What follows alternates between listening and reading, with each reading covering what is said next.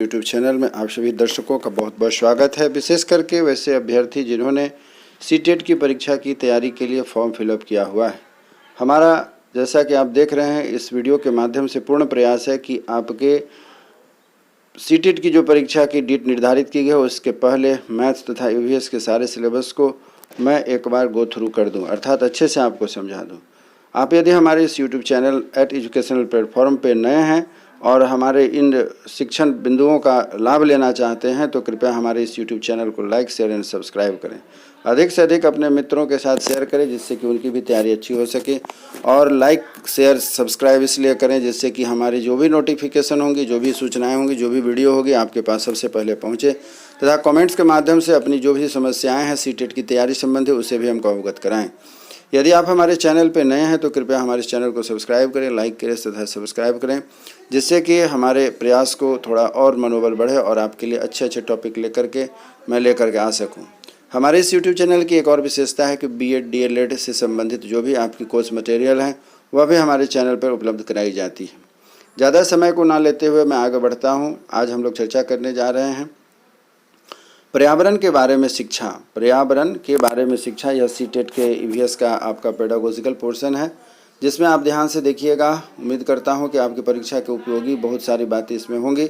विशेष करके जो भी अंडरलाइन की हुई बातें उनको आप ध्यान से समझिएगा, पढ़िएगा, समझने का कोशिश करिएगा। निश्चित रूप से आपके परीक्षा में उपयोगी या कारगर साबित होगा। पर्यावरण के बारे में शिक्षा। पर्यावरण शिक्षा एक विशिष्ट शिक्षा को कहते हैं। विशिष्ट शिक्षा इसलिए कही गई है क्योंकि हम यह जो शिक्षा ग्रहण करते हैं यह हम अपने जीवन के लिए, विशेष करके हम जिस परिवेश में रहते हैं उसके लिए पढ़ते हैं और इसे हम भूल नहीं सकते। यह जीवन उपयोगी होते हैं, इसके बिना हमारा जीवन संभव नहीं है। हमारा जैसे सांस लेना आवश्यक है उसी तरह पर्यावरण के बारे में सोचना समझना हमारा दायित्व बनता है और इसलिए हमें पर्यावरण की शिक्षा सबसे महत्वपूर्ण है। अन्य शिक्षा, सभी अन्य शिक्षाओं की तुलना में पर्यावरण शिक्षा सबसे महत्वपूर्ण है। इसीलिए पर्यावरण शिक्षा को एक विशिष्ट शिक्षा के रूप में कहा गया है। जन समुदाय को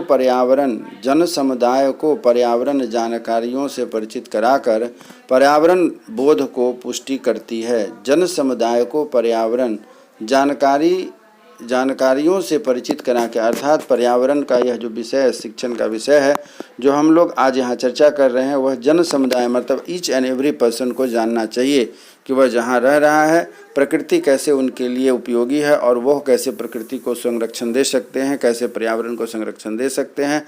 इन्हीं सब बातों को लेकर के यहाँ पर बात कही जा रही थी। जन समुदाय को पर्यावरण शिक्षण से क्या अभिप्राय है? जन समुदाय को शिक्षित करना जिससे कि वह समझ सके कि पर्यावरण जानकारियों से परिचित करा करके पर्यावरण बोध को पुष्टि करती है। पर्यावरण और क्या करती है? तो पर्यावरण कठिनाइयों के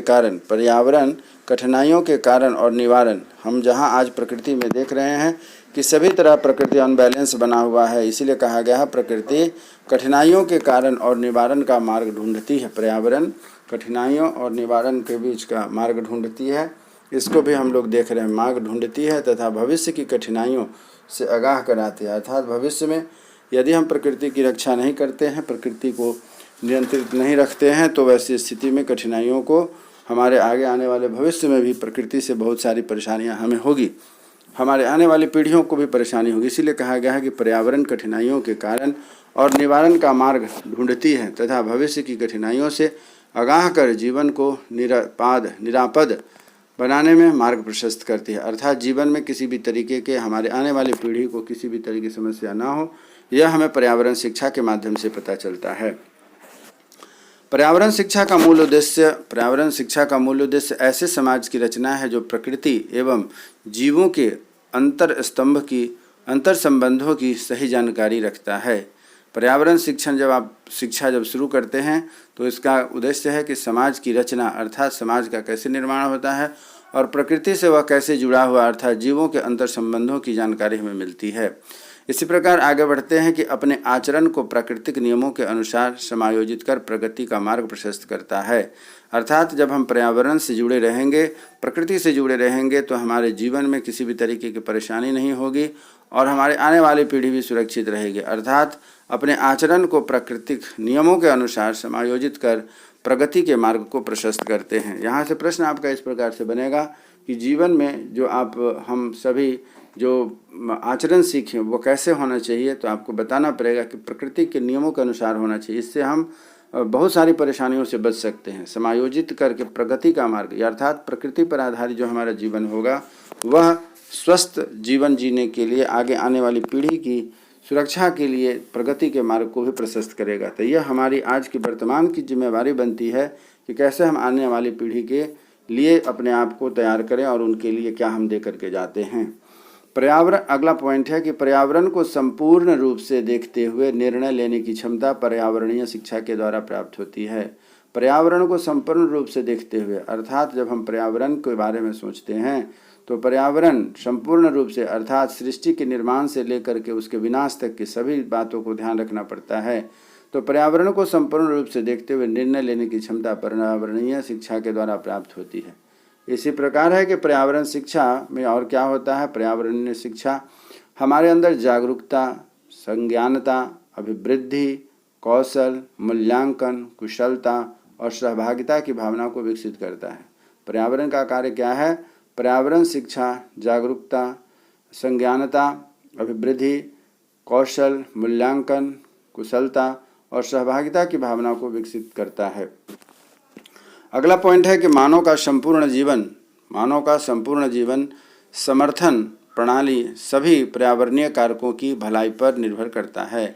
मानव का संपूर्ण जीवन, मनुष्य जीवन जब तक जीवित रहेगा या उसकी आने वाली जो पीढ़ी होगी वह समर्थन प्रणाली सभी पर्यावरणीय कारकों की भलाई पर निर्भर करता है। अर्थात हमारे प्रकृति में ऐसी कौन कौन सी क्रियाकलाप हैं, कौन कौन सी घटनाएं हैं जिससे कि हम और हमारा परिवार, हमारा समाज और आने वाली पीढ़ी सुरक्षित रह सकता है, वह सभी हम पर्यावरणीय कारकों के बारे में पढ़ करके ही समझ सकते हैं। तभी हम इसकी सुरक्षा के बारे में आगे सोच सकते हैं। पर्यावरण वायु और जलवायु का विनियमित करने की महत्वपूर्ण भूमिका है। वायु और जलवायु, वायु को हम समझ रहे हैं अर्थात जो हमारे चारों तरफ सांस लेने के लिए प्रयोग में ली जाने वाली हवा को वायु कहते हैं और वायु के अनुसार ही जलवायु निर्धारित होती है। तो इन दोनों का महत्वपूर्ण स्थान है पर्यावरण को सुरक्षित रखने के लिए।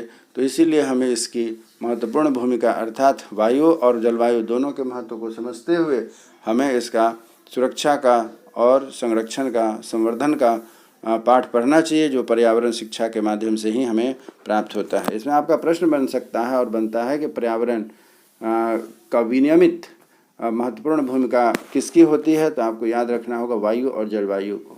इसी प्रकार है कि प्रकृति, यह जो है प्राकृतिक सुंदरता का स्रोत है। कौन? जो हम लोग पर्यावरण के बारे में पढ़ रहे हैं, यह प्राकृतिक सुंदरता का सौंदर्य है। पर्यावरण पृथ्वी पर जीवन का प्रमुख अस्तित्व होता है अर्थात पर्यावरण के माध्यम से ही पृथ्वी पर जीवन संभव है। इसलिए कहा गया है पर्यावरण पृथ्वी पर जीवन का प्रमुख अस्तित्व है। और इसी प्रकार इस पृथ्वी पर जीवन के अस्तित्व का एकमात्र कारक पर्यावरण है। अगर पर्यावरण नहीं है तो जीवन नहीं है। पृथ्वी को ही एकमात्र जीवित ग्रह कहा गया है क्योंकि यहाँ पर जीव रहते हैं। पृथ्वी के अतिरिक्त अन्य ग्रहों पर जीवन नहीं है क्योंकि वहाँ पर जीवन के लिए उपयोगी कारक मौजूद नहीं है। इसीलिए हम कह सकते हैं कि पृथ्वी पर जीवन के अस्तित्व का एकमात्र कारक पर्यावरण है। आपसे प्रश्न बनता है कि पृथ्वी पर जीवन का क्या कारण है, तो आपको याद रखना पड़ेगा कि पृथ्वी पर जीवन का मुख्य कारण पर्यावरण है। चलिए आगे बढ़ते हैं। जो हमारा नेक्स्ट टॉपिक है पर्यावरण के माध्यम से शिक्षा। पर्यावरण के द्वारा शिक्षा, पहला टॉपिक हमने पढ़ा वह था पर्यावरण के द्वारा शिक्षा और अगला टॉपिक है पर्यावरण के माध्यम से शिक्षा अर्थात पर्यावरण हमें शिक्षा कैसे देती है। तो बच्चों को प्राकृतिक, सामाजिक, सांस्कृतिक वातावरण के बीच संबंधों का पता लगाने के लिए, उन्हें समझने के लिए प्रशिक्षित करना पड़ता है।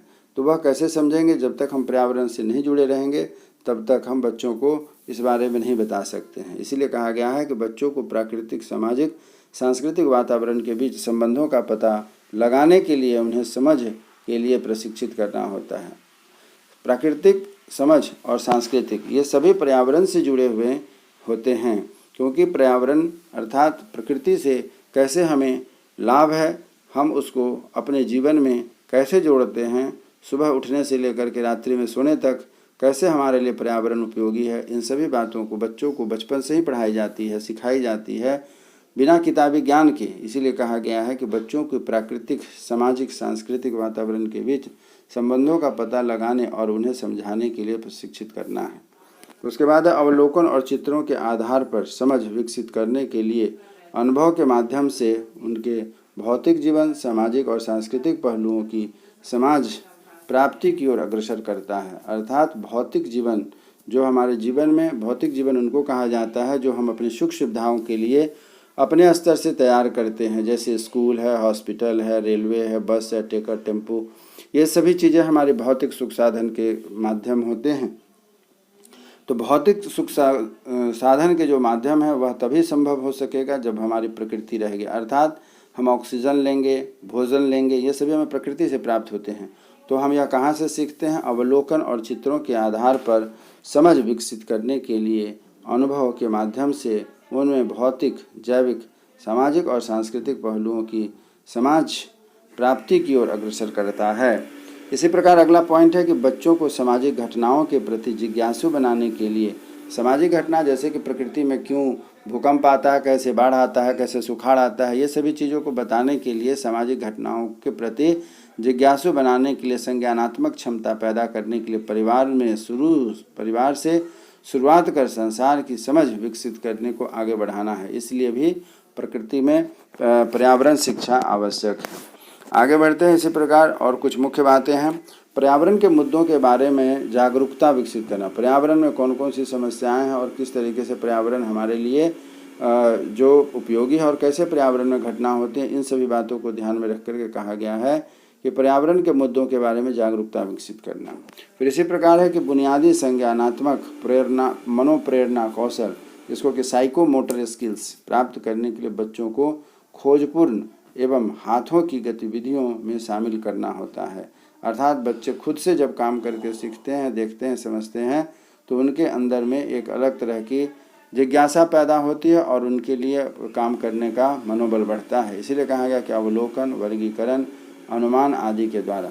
उसके बाद उसी प्रकार है कि विभिन्न प्रकार के पर्यावरणीय मुद्दे, जैसे कि लिंग भेद, उत्पीड़न के मुद्दे, प्रदूषण, अनैतिक व्यवहार आदि के मूर्त घटनाओं से संबंधित कर उन्हें समझने की क्षमता का विकास करना, ताकि उनमें मानवीय अधिकारों, समानता एवं न्याय मूल्यों के प्रति सम्मान विकसित हो सके। यहाँ देखिए सबसे महत्वपूर्ण बात कहा गया है कि लिंग भेद, उत्पीड़न के मुद्दे तथा प्रदूषण, अनैतिक व्यवहार, इन सबों के बारे में जब हम उन्हें बताते हैं तो इसको कैसे दूर किया जा सकेगा, कैसे इसको समझा जा सकेगा जिससे कि मानवीय अधिकारों, समानता और न्याय मूल्यों का सम्मान किया जा सके, यह भावनाएं विकसित होती है।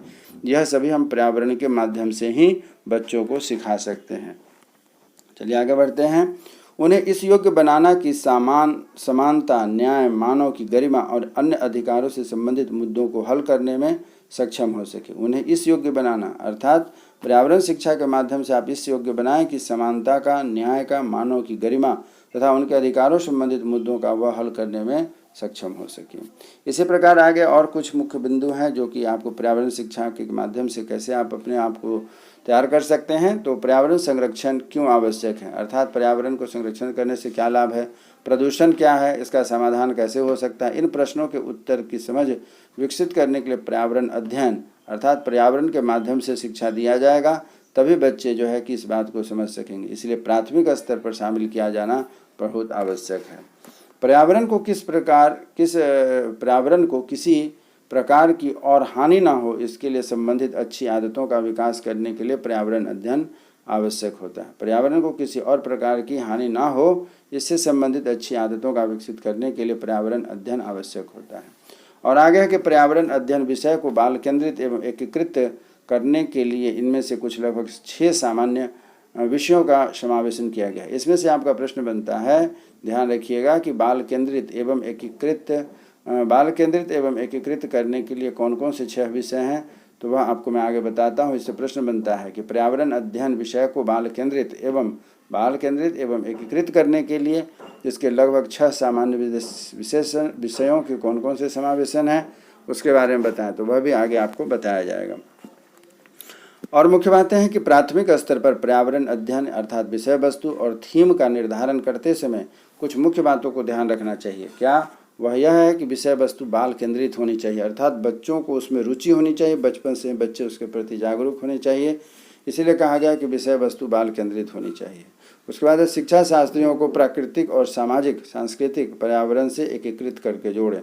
शिक्षार्थियों को प्राकृतिक एवं सामाजिक सांस्कृतिक पर्यावरण से एकीकृत करके जोड़ें, अर्थात बच्चों को, विद्यार्थियों को प्रकृति से जोड़ना है। शिक्षार्थियों को मानसिक स्तर से अनुकूल हो, शिक्षार्थी के मानसिक स्तर के अनुकूल हो। कौन? शिक्षार्थियों के मानसिक स्तर के अनुकूल हो। क्या होनी चाहिए? शिक्षा, वह जो बच्चों को शिक्षा दी जाएगी वह कैसी होनी चाहिए? शिक्षार्थियों के मानसिक स्तर से अनुकूल होने चाहिए, न उनके मानसिक स्तर से बहुत ऊंचा होना चाहिए न नीचे होना चाहिए। उनके मानसिक स्तर अर्थात उम्र के अनुसार जो उनकी मानसिक स्तर है उस स्तर की होनी चाहिए। सीखने समझने की जो क्षमता होती है उसके अनुरूप होनी चाहिए। उसके बाद शिक्षार्थियों में समझ या ज्ञान उत्पन्न करने में मदद करता है, अर्थात वैसा ज्ञान दीजिए वह जिससे कि उसके समझ और ज्ञान में वृद्धि होती है।